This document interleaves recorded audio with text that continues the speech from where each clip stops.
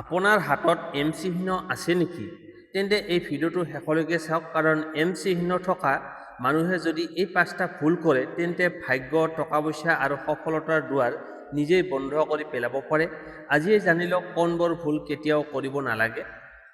1 number ভুলটো হৈছে নিজৰ ক্ষমতাক অৱহেলা কৰা।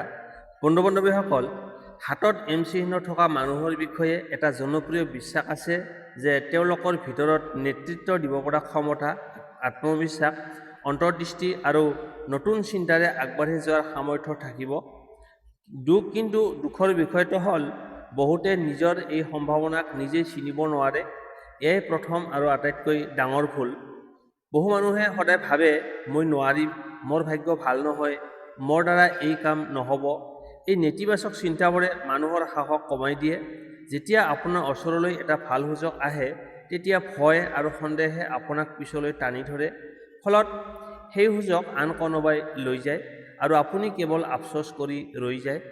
জীৱনত বহু ডাঙৰ সফল মানুহেও আৰম্ভণিতে বহু বাধা পাইছিল, কিন্তু তেওঁলোকে নিজৰ ওপৰত বিশ্বাস হেৰুওৱা নাছিল।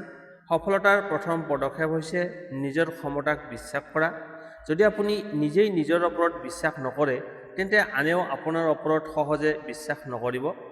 আন এটা ভুল হ'ল নিজৰ প্ৰতিভাক লুকুৱাই ৰখা। কিছুমান মানুহে বহুতো ভাল দক্ষতা থকাৰ পিছতো সমালোচনাৰ ভয়ত আগবাঢ়ি নাযায়।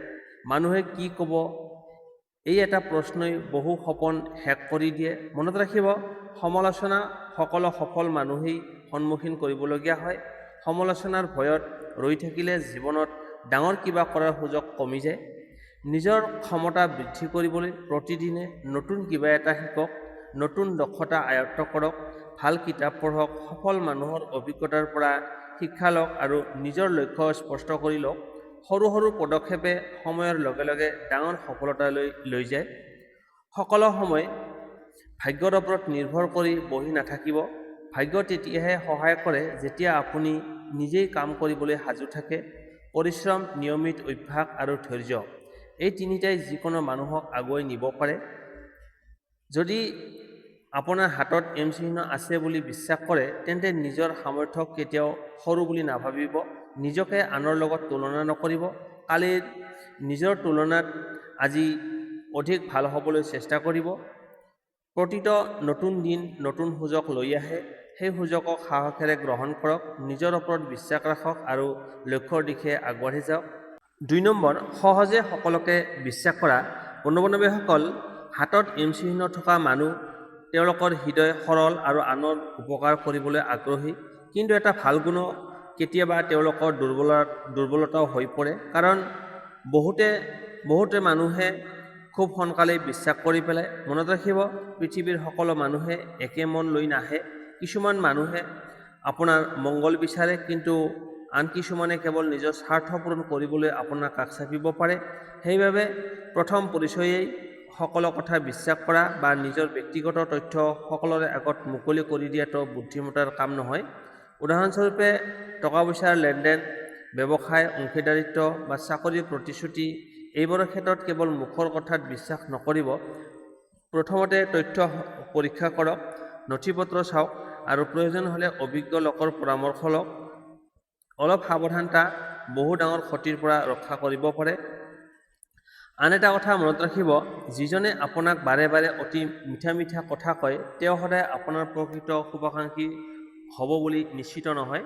প্ৰকৃত মানুহক চিনিব পাৰি তেওঁৰ ব্যৱহাৰ, দায়িত্ববোধ আৰু সময়ৰ লগে লগে কৰা কামৰ জৰিয়তে, কেৱল কথাৰে নহয়। তাৰ অৰ্থ এইটোও নহয় যে সকলোকে সন্দেহৰ চকুৰে চাব লাগিব। বিশ্বাস সম্পৰ্কৰ ভেটি, কিন্তু সেই বিশ্বাস লাহে লাহে গঢ়ি তোলাটো বেছি বুদ্ধিমানৰ কাম। যিজনে সময়ৰ পৰীক্ষাত উত্তীৰ্ণ হয়, সুখ দুখত কাষত থাকে আৰু নিজৰ কথাৰ মূল্য ৰাখে, তেওঁকহে গভীৰ বিশ্বাস কৰিব। জীৱনত কেতিয়াবা মানুহে আপোনাক ব্যৱহাৰ কৰিবলৈ চেষ্টা কৰিব পাৰে। এনে অভিজ্ঞতা আহিলে নিজকে দোষ নিদিব, তাৰ পৰা শিক্ষা লওক, কিন্তু নিজৰ ভাল মনটো সম্পূৰ্ণ হেৰুৱাই নিদিব। ভাল মানুহ হৈ থাকক, কিন্তু সচেতন মানুহো হওক। সেয়ে যদি আপোনাৰ হাতত MC চিহ্ন আছে বুলি বিশ্বাস কৰে তেন্তে এই ভুলটো কেতিয়াও নকৰিব। সহজে সকলোকে বিশ্বাস নকৰিব। প্ৰথমতে মানুহজনক চিনি ল'ব, তেওঁৰ কাম লক্ষ্য কৰক, সময় দিয়ক, তাৰ পিছতহে বিশ্বাস কৰক। সচেতনতা আপোনাৰ সম্পৰ্ক, ধন সম্পত্তি আৰু মানসিক শান্তি ৰক্ষা কৰাত সহায় কৰিব। মনত ৰাখিব, ভাল মন থকাটো শক্তি, কিন্তু বিচক্ষণতা সেই শক্তিক সঠিক দিশত ব্যৱহাৰ কৰাৰ চাবিকাঠি। ৩ নম্বৰ হৈছে খং আৰু আৱেগত সিদ্ধান্ত লোৱা। বন্ধু-বান্ধৱীসকল, নামৰ চিহ্ন থকা মানুহবোৰে তেওঁলোক বুদ্ধিমান, স্পষ্টবাদী আৰু দৃঢ় সিদ্ধান্ত ল'ব পাৰে, কিন্তু এটা ভুলে তেওঁলোকৰ জীৱনত ডাঙৰ ক্ষতি কৰিব পাৰে। সেই ভুলটো হ'ল খং, অভিমান বা অতিমাত্ৰা আৱেগত সিদ্ধান্ত লোৱা। মনত ৰাখিব, খঙৰ সময়ত আমাৰ মন শান্ত নাথাকে। সেই মুহূৰ্তত আমি যি কথা কওঁ বা যি সিদ্ধান্ত লওঁ তাৰ বাবে পিছত অনুশোচনা কৰিবলগীয়া হ'ব পাৰে। এটা মাত্ৰ খঙৰ বাক্যই বহু বছৰৰ সম্পৰ্ক ভাঙি পেলাব পাৰে। এটা ভুল সিদ্ধান্তই ভাল চাকৰি, ব্যৱসায় বা মূল্যৱান সুযোগো হেৰুৱাব পাৰে। ধৰি লওক, কোনোবাই আপোনাক অপমান কৰিলে। সেই মুহূৰ্ততে প্ৰতিশোধ লোৱাৰ চেষ্টা কৰাৰ সলনি আপুনি অলপ সময় নিজকে শান্ত কৰক। বহু সমস্যাৰ সমাধান তৎক্ষণাত উত্তৰ দিয়াত নহয়, বৰং ধৈৰ্য ধৰি সঠিক সময়ত সঠিক সিদ্ধান্ত লোৱাতহে থাকে। একেদৰে অত্যধিক আনন্দ বা উত্তেজনাৰ সময়তো ডাঙৰ সিদ্ধান্ত লোৱা উচিত নহয়। কেতিয়াবা মানুহে লাভৰ আশাত পৰীক্ষা নকৰাকৈ টকা ইনভেষ্ট কৰে, ব্যৱসায় আৰম্ভ কৰে বা কিবা ডাঙৰ প্ৰতিশ্ৰুতি দি দিয়ে। পিছত দেখা যায় সিদ্ধান্তটো সঠিক নাছিল। সেইবাবে যিকোনো গুৰুত্বপূৰ্ণ সিদ্ধান্ত লোৱাৰ আগতে তথ্য সংগ্ৰহ কৰক, ভালদৰে চিন্তা কৰক আৰু প্ৰয়োজন হ'লে বিশ্বাসযোগ্য মানুহৰ পৰামৰ্শ লওক। যদি আপুনি অনুভৱ কৰে যে আপোনাৰ খং বেছি উঠিছে, তেন্তে সেই মুহূৰ্ততে সিদ্ধান্ত নিদিব। অলপ সময় আঁতৰি থাকক, গভীৰ শ্বাস-প্ৰশ্বাস লওক, পানী খাওক আৰু কিছু সময় নীৰৱে থাকক। মন শান্ত হোৱাৰ পিছত একেই বিষয়ক নতুন দৃষ্টিৰে চাব পাৰিব। জীৱনত সফল মানুহৰ এটা ডাঙৰ গুণ হৈছে তেওঁলোকে পৰিস্থিতিক নিজৰ ওপৰত শাসন কৰিবলৈ নিদিয়ে। তেওঁলোকে নিজৰ আৱেগ নিয়ন্ত্ৰণ কৰি যুক্তি আৰু ধৈৰ্যৰে সিদ্ধান্ত লয়। এই অভ্যাসেই দীৰ্ঘম্যাদী সফলতাৰ এটা গুৰুত্বপূৰ্ণ চাবিকাঠি। সেয়ে যদি আপোনাৰ হাতত চিহ্ন আছে, তেন্তে এই ভুলটো কেতিয়াও নকৰিব। খং, অভিমান বা অতিমাত্ৰা আনন্দৰ মুহূৰ্তত জীৱন সলনি কৰিব পাৰে সিদ্ধান্ত নিদিব। অলপ অপেক্ষা কৰক, শান্ত মনে চিন্তা কৰক, তাৰ পিছতহে আগবাঢ়ক। মনত ৰাখিব, খন্তেকীয়া আৱেগ বহু বছৰৰ পৰিশ্ৰম নষ্ট কৰিব পাৰে, কিন্তু ধৈৰ্য আৰু বিবেচনাই আপোনাক সঠিক পথ দেখুৱাব। ৪ নম্বৰ, টকা পইচাৰ ক্ষেত্ৰত অমনোযোগী হোৱা। বন্ধু-বান্ধৱীসকল, হাতত চিহ্ন থকা মানুহসকলে জীৱনত ধন উপাৰ্জনৰ ভাল সুযোগ আহিব, কিন্তু সুযোগ আহিলেই ধন স্থায়ীভাৱে থাকিব বুলি কোনো নিশ্চয়তা নাই। যদি টকা পইচাৰ ক্ষেত্ৰত অমনোযোগী হয়, তেন্তে ভাল উপাৰ্জন থাকিলেও আৰ্থিক সমস্যা আহিব পাৰে। বহু মানুহে এটা ডাঙৰ ভুল কৰে, যি উপাৰ্জন কৰে সেই সকলোখিনি খৰচ কৰি পেলাই, সঞ্চয় নকৰে, ভৱিষ্যতৰ কথা নাভাবে। কিন্তু জীৱন সদায় একেধৰণে নচলে। কেতিয়াবা হঠাতে অসুস্থতা, ব্যৱসায়ত লোকচান বা আন কিবা জৰুৰী পৰিস্থিতি আহিব পাৰে। সেই সময়ত সঞ্চয়ে আটাইতকৈ ডাঙৰ সহায় হয়। আন এটা ভুল হ'ল দেখুৱাবলৈ অপ্ৰয়োজনীয় খৰচ কৰা। কেৱল আনৰ আগত ভাল দেখা যাবলৈ দামী বস্তু কিনা, প্ৰয়োজন নোহোৱাকৈ ঋণ লোৱা বা ইনকামতকৈ বেছি খৰচ কৰা। এই অভ্যাসে লাহে লাহে আৰ্থিক প্ৰেছাৰৰ সৃষ্টি কৰে। ধনী মানুহ কেৱল বেছি উপাৰ্জন কৰা মানুহ নহয়, নিজৰ ধন বুদ্ধিমত্তাৰে ব্যৱহাৰ কৰা মানুহে প্ৰকৃত অৰ্থ আৰ্থিকভাৱে শক্তিশালী হয়। টকা ইনভেষ্ট কৰাৰ ক্ষেত্ৰতো সাৱধান হওক। কোনোবাই যদি অতি কম সময়ত 2 বা 3 লাভৰ প্ৰতিশ্ৰুতি দিয়ে, তেন্তে তৎক্ষণাত বিশ্বাস নকৰিব। প্ৰথমতে তথ্য পৰীক্ষা কৰক, ভালদৰে বুজি লওক আৰু প্ৰয়োজন হ'লে বিশেষজ্ঞৰ পৰামৰ্শ লওক। লোভত পৰা বহু মানুহে নিজৰ কষ্টৰ ধন হেৰুৱাইছে। প্ৰতিমাহে উপাৰ্জনৰ এটা অংশ সঞ্চয় কৰাৰ অভ্যাস গঢ়ি তোলক। সৰু অংকৰ সঞ্চয় সময়ৰ লগে লগে ডাঙৰ সম্পদত পৰিণত হ'ব পাৰে। লগতে নিজৰ খৰচৰ এটা হিচাপ ৰাখক। ক'ত প্ৰয়োজনীয় খৰচ হৈছে আৰু ক'ত অপচয় হৈছে সেইটো জানিলে ধন পৰিচালনা বহুত সহজ হ'ব। মনত ৰাখিব, ধন উপাৰ্জন কৰাটো এটা দক্ষতা, কিন্তু ধন সঠিকভাৱে সংৰক্ষণ আৰু ব্যৱহাৰ কৰাটো আৰু অধিক ডাঙৰ দক্ষতা। যিজনে নিজৰ আৰ্থিক জীৱন নিয়ন্ত্ৰণ কৰিব পাৰে, তেওঁ জীৱনৰ বহু চিন্তা কমাব পাৰে। সেয়েহে যদি আপোনাৰ হাতত চিহ্ন আছে, তেন্তে এই ভুলটো কেতিয়াও নকৰিব। টকা পইচাৰ ক্ষেত্ৰত অমনোযোগী নহ'ব। উপাৰ্জন কৰক, সঞ্চয় কৰক, বিবেচনা কৰি খৰচ কৰক আৰু যিকোনো ইনভেষ্ট কৰাৰ আগতে ভালদৰে চিন্তা কৰক। মনত ৰাখিব, ভাগ্যই সুযোগ দিব পাৰে, কিন্তু ধন ধৰি ৰাখিব পাৰে কেৱল আপোনাৰ বিচক্ষণতা, নিয়মানুৱৰ্তিতা আৰু সঠিক আৰ্থিক সিদ্ধান্তই। 5 নম্বৰ হ'ল শাৰীৰিক আৰু মানসিক স্বাস্থ্যক অৱহেলা কৰা। বন্ধু-বান্ধৱীসকল, কিন্তু এটা কথা সকলো মানুহেই বাবে সমান সত্য, যদি স্বাস্থ্য ভাল নাথাকে তেন্তে ধন, সফলতা, সন্মান আৰু ভাগ্যৰ সম্পূৰ্ণ আনন্দ ল'ব নোৱাৰিব।